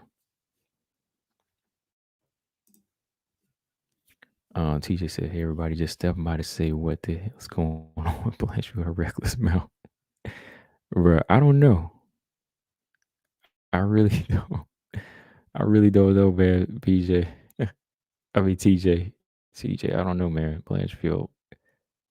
Like I said, that's why when people ask me stuff about like Aaron and Valentino, like I'm gonna give you my opinion. Like if the fighter hears me or not, I'll be like, okay, well. But I just think there's a point where Aaron has to, like I said, if I was in Aaron's corner, I would tell her, we ain't even worried about that fight yet. That's the end goal. But you need to pick up everything you need to pick up against these other fighters. There's like what is his name? I'm not really like a superhero person, but I know there's like, no, is it Doomsday? Like when Doomsday dies, he comes back immune to however he was killed from DC Comics. I don't really read him much, but I know he like when he dies, there's like a superhero that picks up everybody's power or something like that. That's what Aaron Blanchfield needs to be doing right now. Like in my opinion, Aaron needs to say Valentine's the end goal, but right now we're gonna keep killing these other fighters out here, and we're gonna take their weapons. We're gonna take this experience as much as we can before we can get there. That's my thing. But yeah, somebody in her corner, I'll be like, hey, we ain't even worried about that yet. We're gonna keep watching her tapes, but don't even talk about her yet. TJ said, by the way, to be as old as Jasudavicius really isn't too good. I don't see her going too far at all. Yeah, I can respect that opinion. Definitely. I mean, 32 years old. It's a tough game, man. You're on the clock already. I think Manon in 31 has a little bit more. Has a little bit more, and just signing her next 4-fight contract. I think she's on her way. But yeah, I can see where you're coming from with that, though.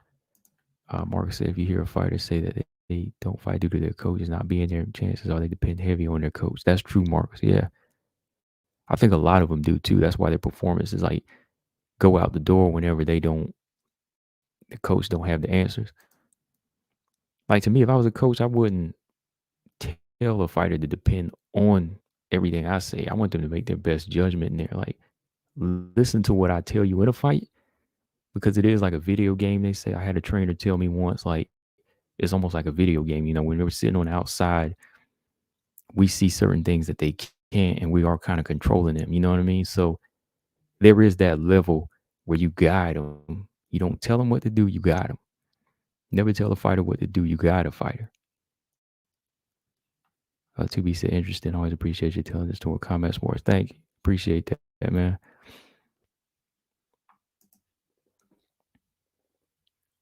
What about Verena? Any plans on her bouncing back? I haven't heard anything about her.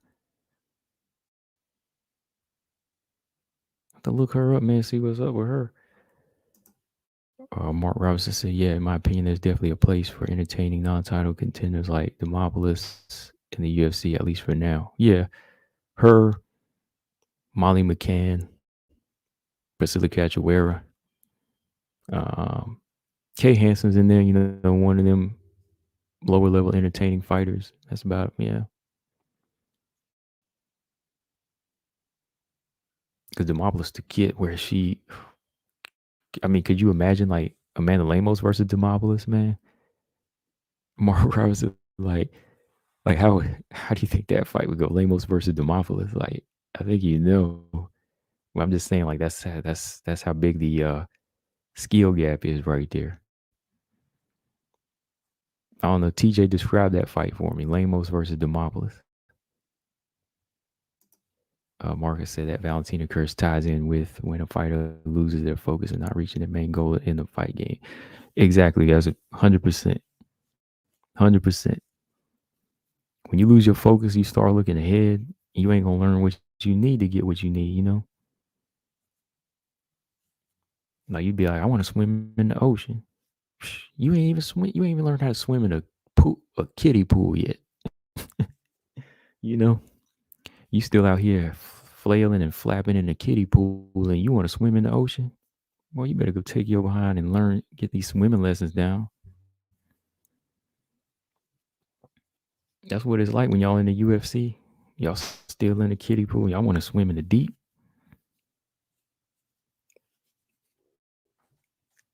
To be said, don't forget Velisma is very entertaining. Yeah, she's entertaining. I girl talk some trash. I like her though.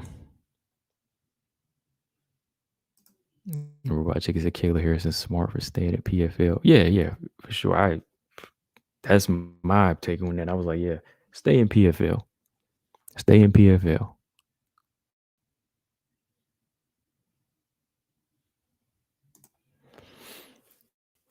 TJ said Blanchfield wants to derail Valentina. Hype train, okay, champ. Tell us the 27 fights under your belt, full of accomplished names. How you're going to finish this upstart challenger?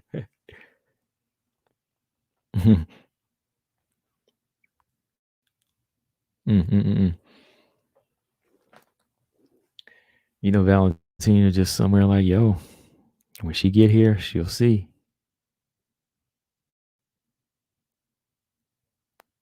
Ravioli said that's the difference between real fighters and trained fighters. Yeah.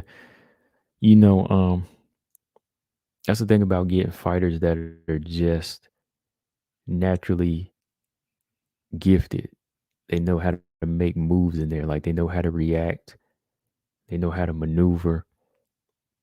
They know how to protect, defend.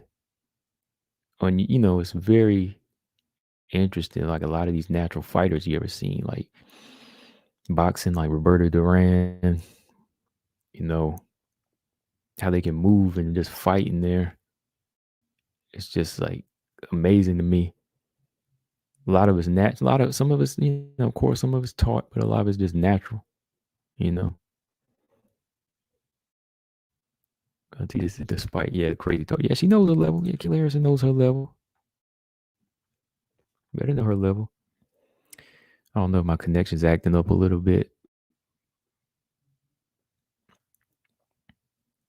Yeah, it's back. Never mind. Maybe it was a little in and out, I think.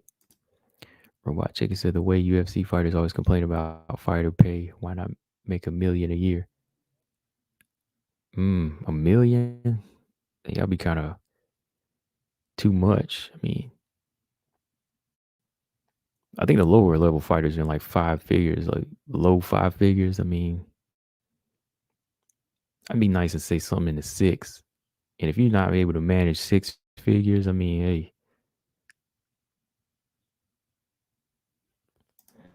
Marks, I forgot to mention this when it happened, but did anyone see Waterson say anything about Pena becoming the first mob champion? Waterson may have been on suicide watch.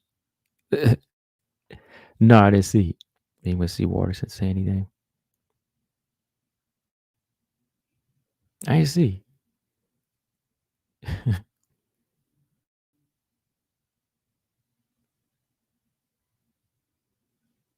Yeah, I didn't expect Kayla to go in on Nunes because they are teammates and that wasn't gonna look good.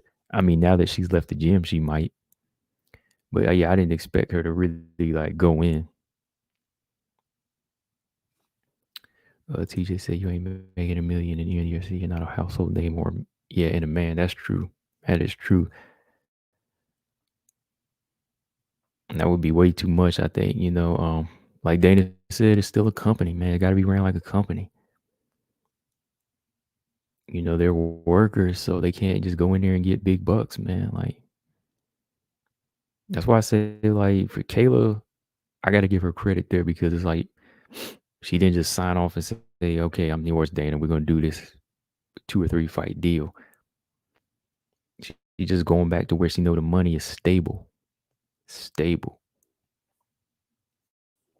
Still a business, like we want these first certain fights, but no, like still a business. And that's the thing I say that about MMA because at least they're giving us the fights.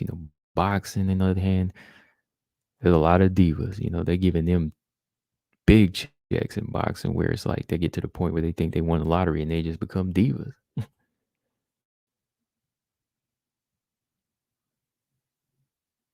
Yeah.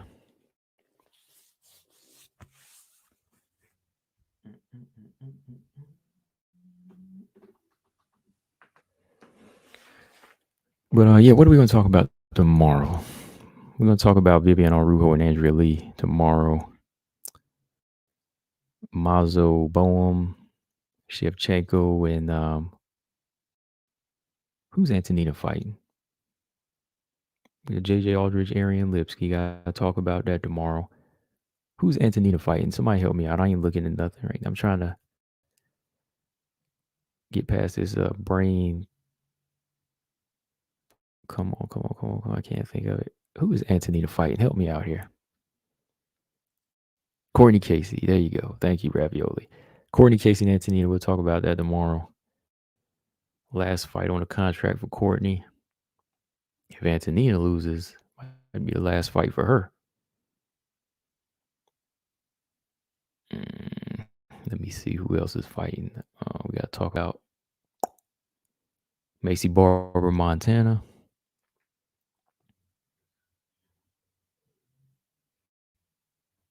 Yeah, I got to go with Courtney. Or just early pick. Montana and Macy. I might have to go with Montana in that fight. Who you got, TJ? Montana or Macy? Whoever wins gets the title shot next, right? Who do you have in that fight?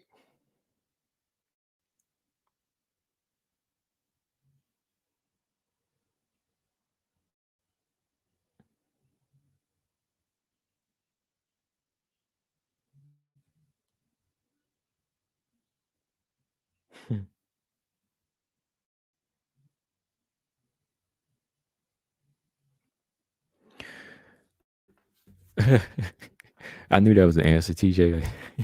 I was like, I can't see TJ picking a fighter. I know what he's gonna say. He's gonna say something smart, or he's just gonna say, "Who cares?" He said Montana Macy. Who cares? Come on, man, just pick. Just pick. Give me a name. Robot said, taking Casey. Give Antonina. Taking Casey. Give Antonina Blanchfield so she can talk real crazy to Valentina. George said Court needs to bounce back for Antonina. I don't know. I'm gonna go with Courtney Casey, man. I like to see Antonina pull something off, but I don't know, man. Okay, TJ said he gonna go with the lesser to use Montana. Marcus said he's got Macy. I don't know, man. I'm sorry, man. I gotta see more from Montana, man. Like, I just, I gotta see more from her, man. Like, she got youth on her side, but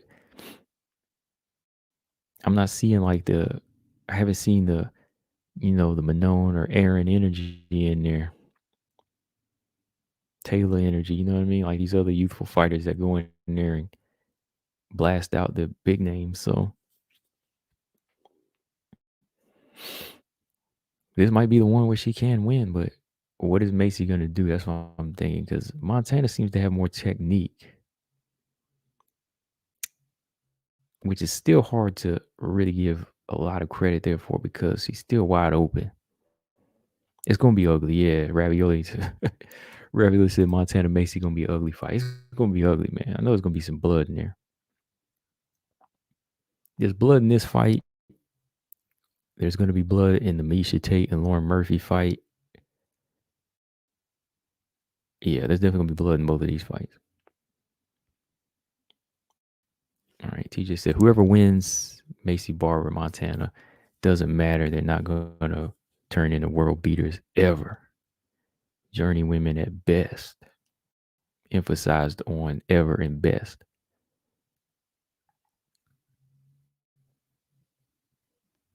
TJ said BJ will have eyes on this one. Oh yeah. I think I'm coming for entertainment with this fight here. Like Casey O'Neill versus Roxy. I'm gonna have my eyes open for that one because this is a lot of questions that's gonna be answered about Casey O'Neill. And we got somebody trying to get to the top. Macy Montana, I'm gonna be watching. I'm gonna have my popcorn, but I'm not really gonna have my eyes open the same way I am for like Manon versus Jessica I. Manon Jessica I, I'm gonna have my eyes open. I'm watching. I'm gonna see what needs to be worked on, what's what. I'm gonna be on the edge of my seat for that. Casey O'Neill and Roxanne. Yeah, I'm gonna be open for those because that's that's weed them out. It's weeding season. But Montana Macy, they're both young, but I don't know where it's gonna go, so I'm gonna just enjoy that fight. Ulysses said, "Who's Jillian Robertson fight?" I don't know. BJ from No Filter MMA said she's already signed to fight somebody, but she didn't say who yet. But she has somebody. To be said, all I know is BJ. Yeah, he has his eyes close on that one. TJ said, "Next generation beats both of them out the organization. If the UFC keeps him around too long," he said, "Robertson fighting a wee man." Dang. And he got the wee man by decision or TKO. Mark said, even though I haven't really seen any substantial improvement as of late, I do think Macy trains hard. It's possible she may level up one day. Yeah, she's got a lot of raw talent, Macy does. Like, Macy Barber's very strong, very powerful, likes to fight. To be said, really hoping Casey O'Neill passes your test.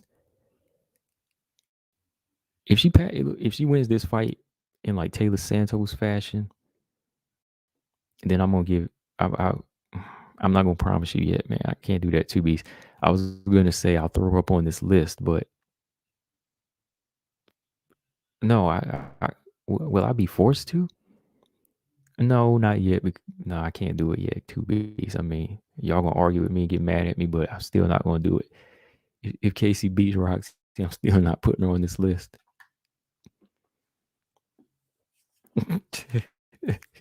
Y'all gonna be mad as hell too. Y'all probably mad now because I done told you. Y'all gonna be like, why you put you got Miranda up there?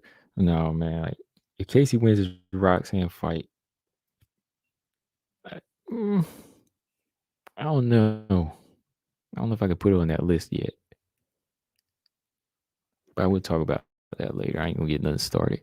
Robot Chicken said, who you got, Norma or Jason? Robot Chickens, I'm kind of leaning towards Norma in this fight. If featherweight, Macy, I don't know if it's just the short notice, but Macy really didn't look good even at 145 or 148, man. Might be Norma Dumont. I'm going to lean towards Norma. Gotta lean towards Norma, I think, early on.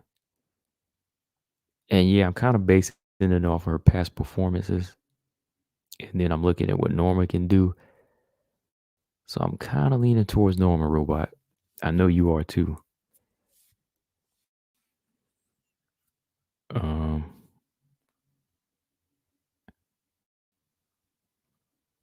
TJ said Macy's biggest problem is that she needs trainers who are honest with her about deficiencies. She's got butt kisses around her, and that's why she's not improving. Wow. Let me let y'all see that TJ said right there. I mean, hey, you're not lying. Because, I mean, you would have seen some improvements if real improvements.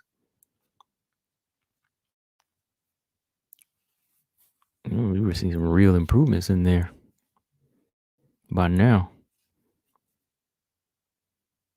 Like, I would definitely have her working on her leg attack, like low kick attack and body punching, and stop lollygagging the first round. TJ said Casey O'Neill finishes a game. Roxy, I'll give her credit. Yeah, I'll give her credit. But yeah, I'm not gonna put her on this list yet.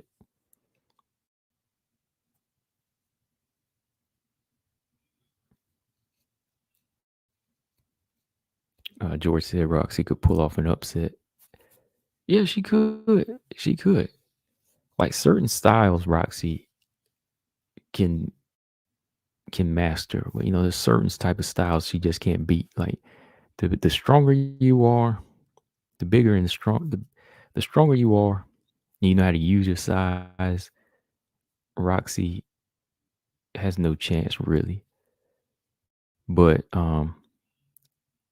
that's why I want to see if Casey has that type of style like Taylor, Viviana Rujo, Lauren Murphy. If she does, then definitely give her credit. If she can go in there and do what they did, yeah, I'll give her credit. 100%.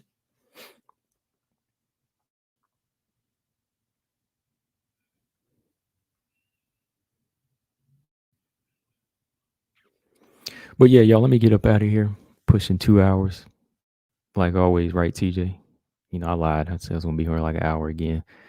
Y'all be on tomorrow. We're going to talk about these flyweight fights coming up. Maybe I'll do some open links, and see what y'all give me some thoughts on some of these fights coming up. TJ said, please make note of all the O'Neal Sims. I mean, fans, that's the way they can be identified after the hype train derails and just can't disappear. Can't just disappear.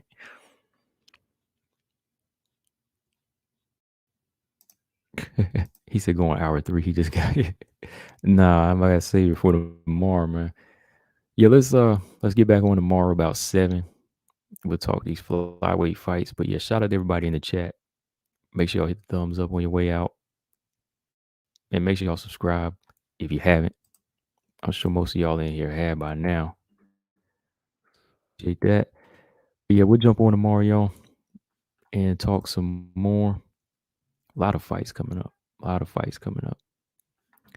Robot Chicken said, I like O'Neal, but I see flaws already. She needs to work on some things. Yeah, I mean, that's all I'm saying. I like her, but I see flaws. Yeah.